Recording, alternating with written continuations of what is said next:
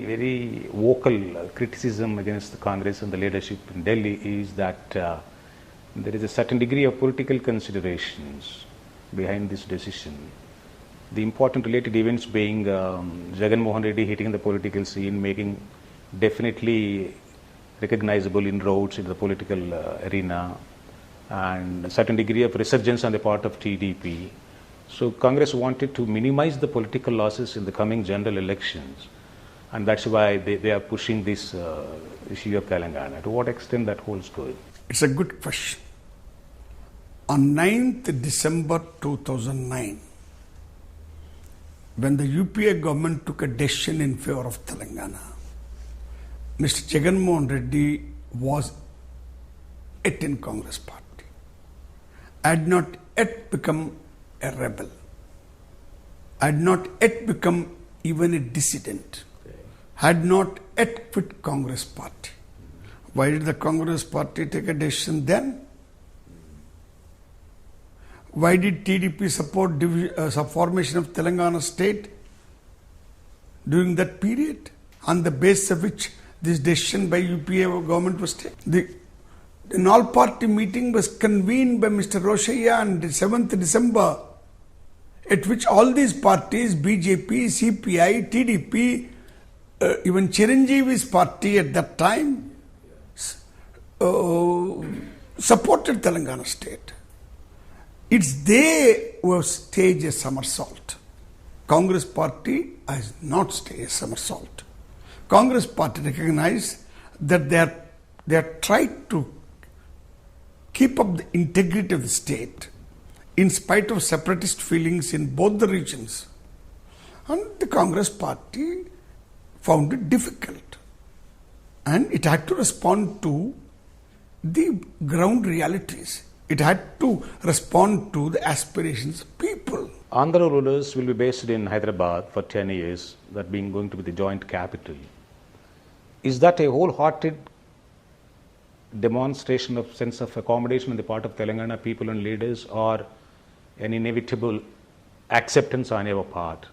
And if they, for some reasons, if they were to stay in Hyderabad beyond 10 years, how would the situation going to evolve? What will be your response to that? Telangana people are not satisfied with the decision of joint capital.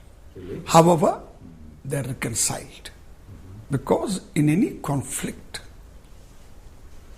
you have to give something to take something.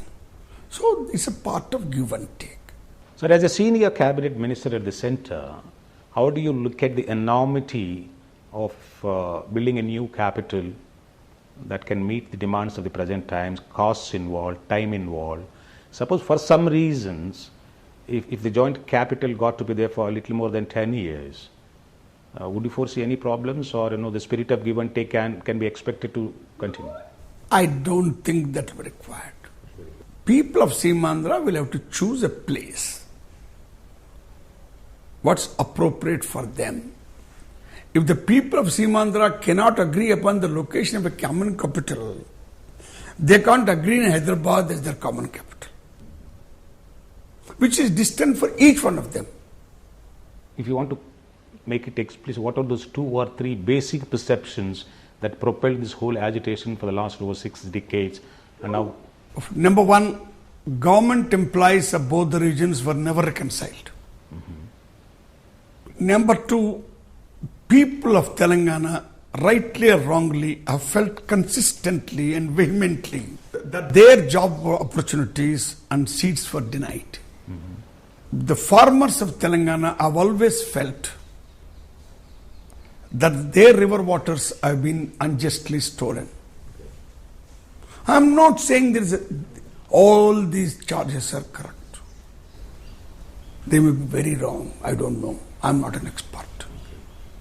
But can anybody deny this persistent, dominant perception by the people of Telangana? So you want unity at the cost of people's feelings? In terms of political losses and gains, where do the Congress stand after bringing Telangana into being? we would have lost 100% without Telangana. With Telangana, we may be doing slightly better. But in Andhra, we would be losing that much more. So I don't see the gains, I don't see the whole thing in terms of gains and losses.